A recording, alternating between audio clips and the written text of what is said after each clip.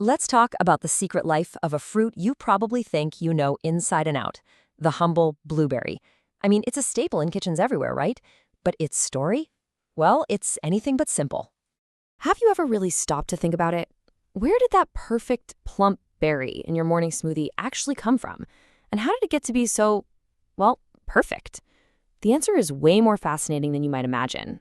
You see, this isn't just about a fruit.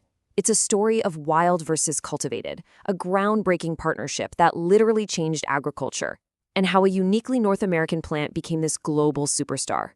Okay, so first things first, not all blueberries are created equal.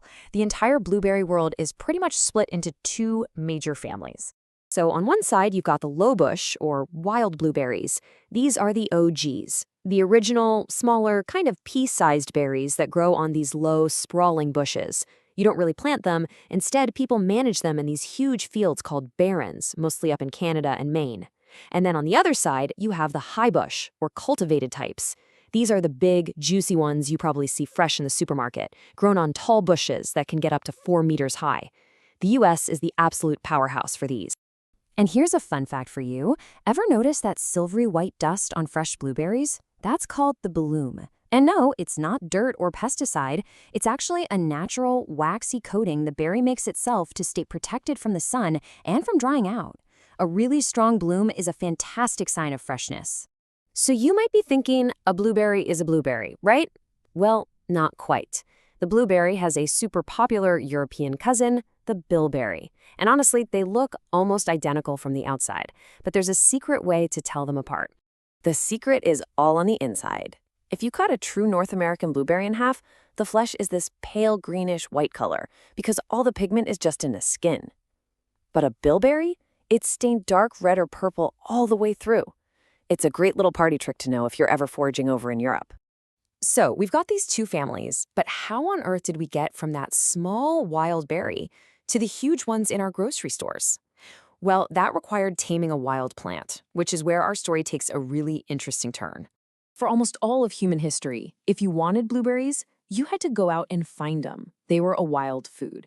The whole idea of a blueberry farm is actually a really recent invention, and it's all thanks to the collaboration of two pretty remarkable people.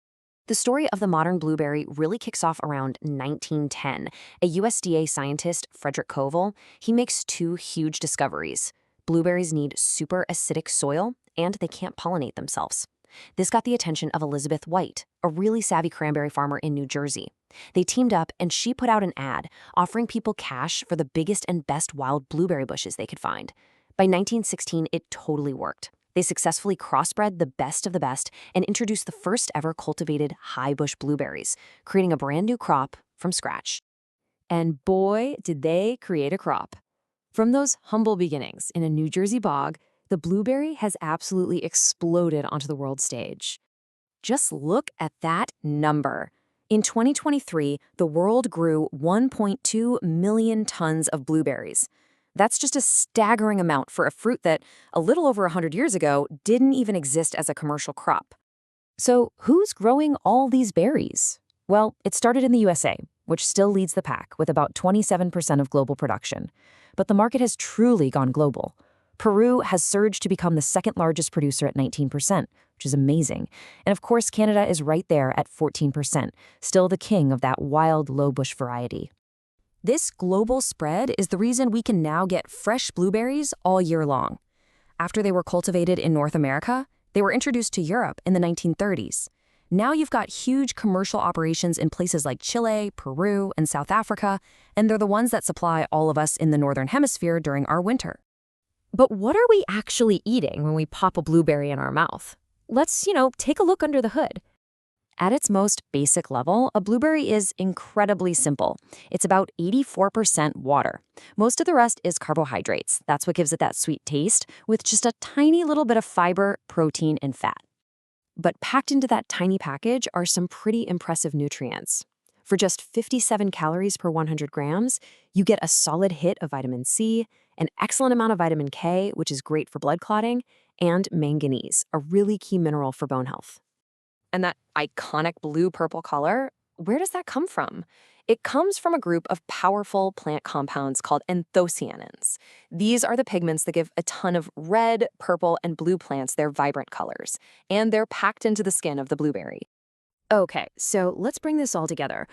What does this all mean for that carton of blueberries sitting in your fridge right now? Well, it means you're holding a piece of history. Every single blueberry you buy is a descendant of plants native only to North America. That plump berry was only domesticated about 100 years ago. And you now have the secret knowledge to know there are two distinct families, the wild lowbush and the cultivated highbush, and how to spot a true blueberry by its light green inside. It really reframes the whole experience, doesn't it?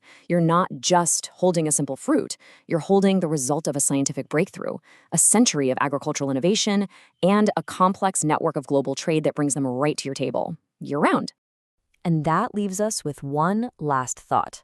The blueberry's journey from a wild foraged berry to a global agricultural giant is, well, it's incredible.